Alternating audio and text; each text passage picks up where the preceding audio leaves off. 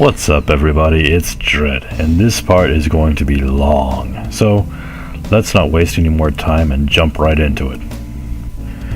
Previously on Dragon Ball Shift, Kami's new batch of trainees are coming right along, with each one showing his own unique potential. Yamcha may not spend quite as much time at Kami's lookout as the others, but he isn't slacking off as much as one would think back at home. He's still with Bulma, and she's more than happy to keep him occupied with training equipment while she herself works out the probability of safe and efficient space travel, based on the mysterious space bod Dr. Briefs had been studying lately. Krillin spends a lot more time at Kami's than Yamcha, but just doesn't have quite the drive to stay up there as long as Tien does. That's not to say he doesn't have his own secrets. Due to getting a more in-depth training regimen from Roshi back home, he is no longer training as one of Roshi's students, but perhaps as his eventual successor.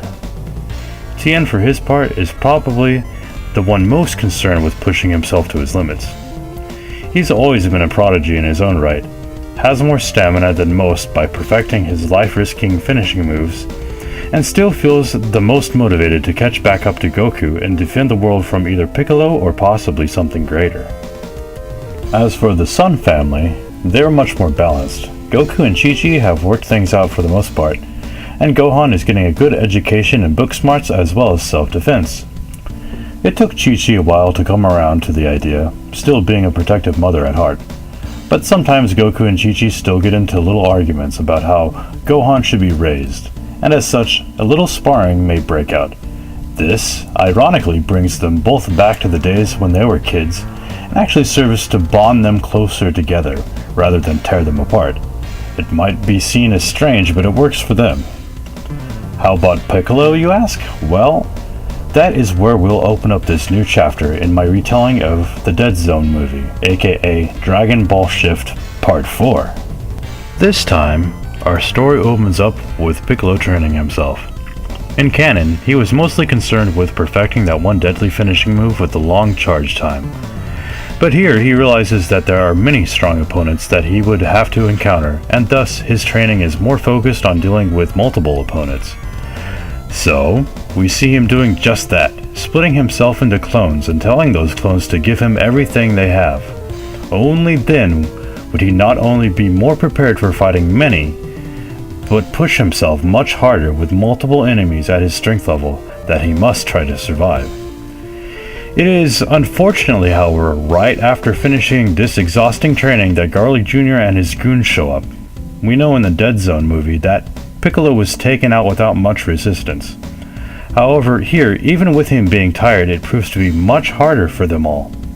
They manage to get the job done eventually due to Piccolo's fatigue, but each of them leaves with injuries and licking their wounds, as it were.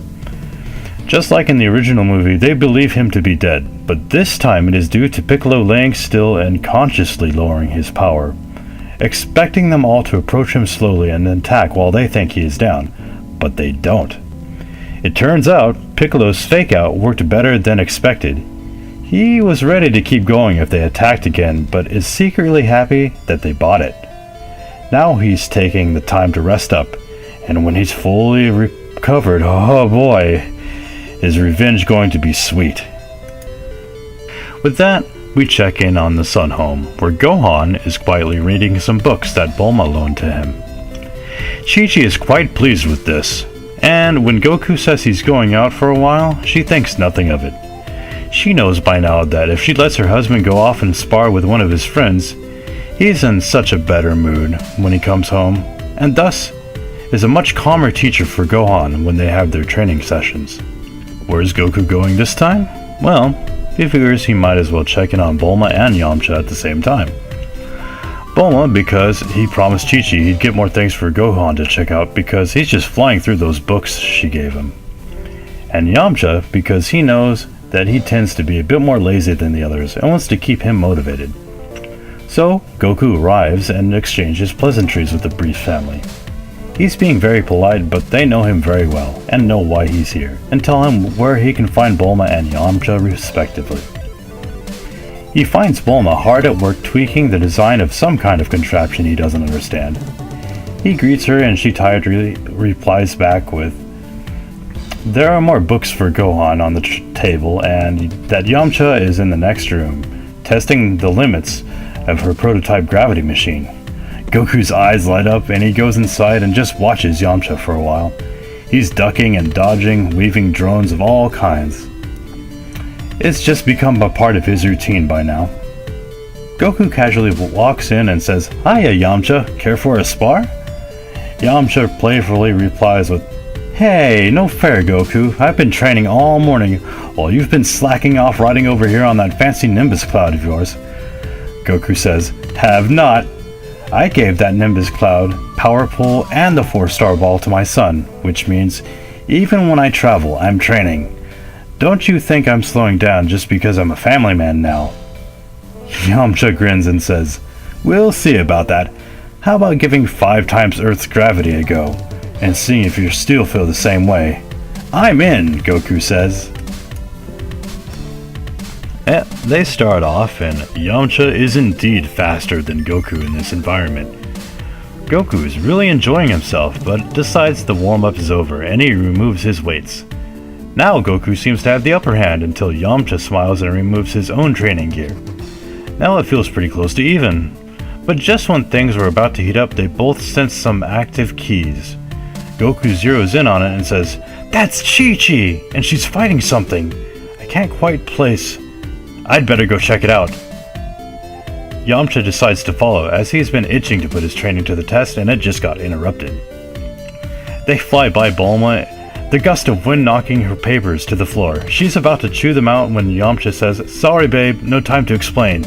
Chi-Chi's being attacked and we need to help." Bulma says, "Okay, but at least go through the..."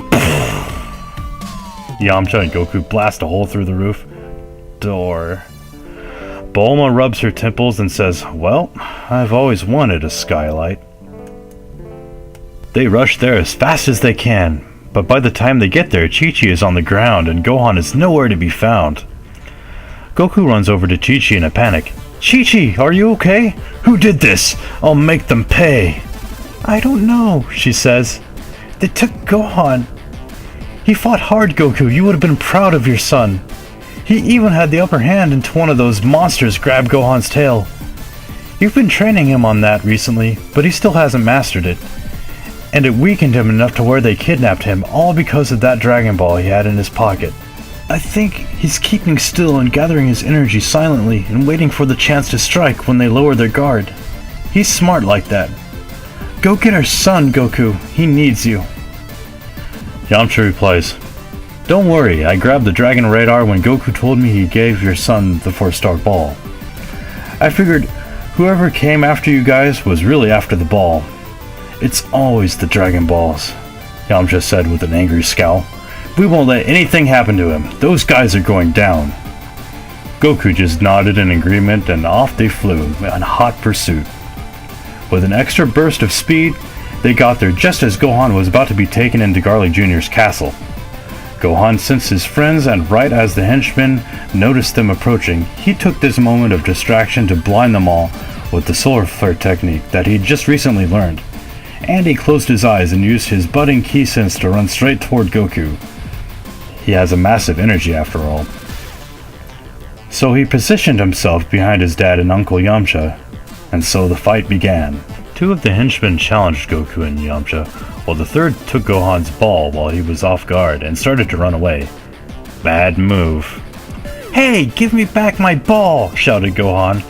As he got angrier and picked up speed, he noticed something about the monster he was chasing. You're the one who hurt my mommy!" he screamed. "I won't forgive you!" The henchman could feel the rising power from Gohan and was terrified, but his devotion to his master was absolute. "Master Garlic, I brought you the last ball!" But before he could finish his sentence, Gohan screamed and a well of energy broke forth and consumed the unlucky foe. Unfortunately, that exertion of power proved too much for the little hero of only 3.5 years old, and he passed out while the last Dragon Ball rolled to Garlic's feet. Garlic picked up the ball with a sadistic grin and he said, "Pity, I had to lose such a loyal henchman, but sacrifices must be made in order to achieve greatness." Normally, he would have cackled like man, but he could sense the other 2 powers approaching. So he hastily called forth the dragon and made his wish for immortality. And so it was that Goku and Yamcha had killed their enemies right as the sky had turned black and the dragon had appeared. But before they could open their mouths to stop him, Garlic was already glowing with immortality and bulking up to an incredible size. Thankfully, Goku and Yamcha had already removed their weighted training clothes during their earlier spar, so there was no need to waste any time. Goku smiled despite himself and said, "I know the odds are against us, but if there's a way to win, I'm gonna find it." Garlic gloated and cackled about his immortality as per usual for a Dragon Ball villain, but they didn't waste any time. Right in the middle of his long-winded speech, they kicked him straight through several pillars. He may be immortal, but it doesn't do him much good if his opponents are nearly equal to him in strength, and there are two of them. Suddenly, a new deep voice came from behind them. "I've got a score to settle with this clown. I wanted to wail on his pathetic goons, but I guess I'll just have to settle for the main attraction. Stand aside, I'm gonna beat him so bad, he'll be sorry he ever wished for immortality." "Piccolo?" they both said in unison. Goku shrugged and said, "Better Piccolo beats on him than us, eh, Yamcha? Let's let him get his shots in." "Gladly," said Yamcha, stepping aside. Piccolo responded, cracking his knuckles, "I'm going to enjoy this." And boy did he. Piccolo wailed on Garlic so bad you had almost felt sorry for him. Almost. Garlic.Jr. gasped, "How? I thought you were dead!" Piccolo simply replied with, "No, but you'll wish you were after I'm through with you." Rawr! However, no matter how many times they beat him down, he just got right back up again. But they noted that each time he revived, it took longer, and he seemed winded from the process. Meanwhile, back at Kami's lookout, Tien and Chaozu were discussing the situation with Kami. He told them that he feared that Garlic.Jr. had wished for immortality, and that the only way to beat him was to make him angry enough to open the dead zone and hope that their combined strength had enough power to push him into it. Kami said, "Grab my shoulders and I shall take it to him. It is the least I can do." And so, two more helpers were transported to the battle. Kami's parting words to them were, "Consider this your final test for dual guardianship. I know you'll both make me proud." By now the other three fighters were winded and looked all too glad to have another pair of warriors take over. So, with Tien's tri-beams and Chaozu's telekinetic force waves combined, Garlic couldn't make heads or tails of the situation. Suddenly yet another voice shouted over the chaos, "Destructo Disc!" And Garlic.Jr. was cut right in half as he was beginning to form himself again. "That's it!" yelled Garlic.Jr. "Everyone dies!" Then he started to power up and open the dead zone. But that's just what Tien had been waiting for. "Everyone prepare your strongest attack, and together we'll push him back into the darkness from whence he came." "Right," they said, and so they did. Tien fired his strongest tri-beam yet. Then, Chaozu started bombarding him with psychic force pushes, and he was moving back further and further. Yamcha, Krillin, and Goku, three Turtle School students, did their master proud and fired off their signature move of the Turtle School, the legendary Kamehameha. They also noted that Krillin had bulked up to do so and looked eerily similar to Master Roshi. They were shocked to see that, of course, but decided to save the questions for later. So there Garlic.Jr. was, holding on by a thread, until one last feral scream joined their battle cry. Yes, it was Son Gohan, and he was furious, but he managed to utter one word through gritted teeth. Kamehameha! Yes, this was Gohan's first one, and it was a doozy.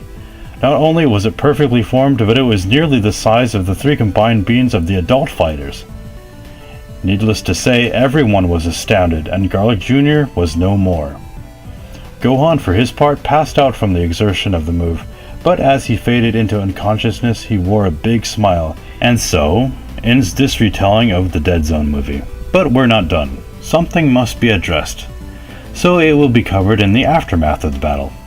You see, now that Tien and Chaozu have been accepted as dual guardians of the Earth, as a backup plan in case Kami dies or fuses again with Piccolo, now they can add much more power to the dragon and can stipulate new rules for wishes going forward. In fact, what they do to give the dragon even more power than this is to have each able-bodied fighter supply some of their energy to the 3 current co-guardians of Earth, as they are creating a new dragon, so that it is able to do even more good for our heroes. So there they all were, fighters and friends of the fighters alike, all gaining their support and any sort of suggestions that they had. The first order of business, suggested by Bulma of all people, was to give the dragon a password that only worthy people can know, and change it every year so that those with evil intentions, even if managed to gather the Dragon Balls, couldn't get their way so easily. All agreed with this, especially Kami, who felt that it was almost as if something compelled him to agree and enact this new policy. The second improvement came from the young and brilliant mind of none other than Son Gohan. He asked about how the afterlife worked, and why the dragon couldn't resurrect a person back to life more than once. The answer was that the dragon simply lacked the power to do so due to the immense amount of energy it takes to reconstruct a person after a second death. Gohan then asked if there was any in the afterlife that trained and were martial artists like they were. Kami said that those who are extremely righteous are given a body and can choose to train themselves if they wish. Gohan's eyes lit up like a Christmas tree, and then he said something truly insightful. If someone trained up there as hard as my dad and his friends, couldn't the excess energy expelled from that rigorous training be harnessed somehow and used to power up the dragon beyond normal means and give the warrior his life back if enough ki was collected? This could also be used to counter any negative effects that could result in the future from the dragon being used too much. After all, every action has an equal and opposite reaction, and if the yin and yang of the universe is out of balance, the end results could be catastrophic. Then Gohan looked down at his feet and quietly said, "Well, in theory, of course." Kami looked amazed. Never in all his years as guardian has he heard a suggestion so wise, especially from one of such tender years.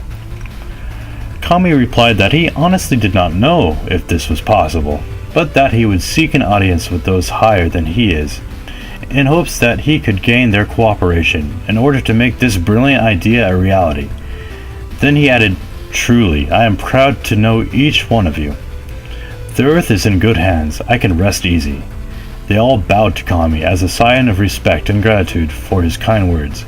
Even Goku, who was usually clueless to such formalities. Then Kami did something truly special.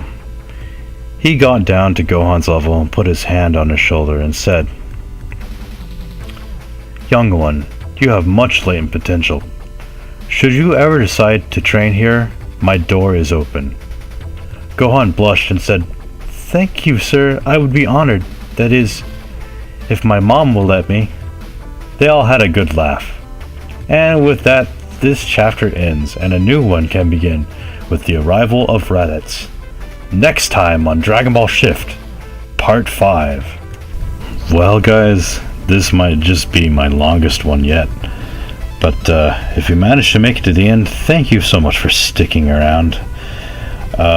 If you've got any friends that are crazy, huge Dragon Ball fans, maybe share this with them, see what they think about it. Alright dudes and dudettes, till next time.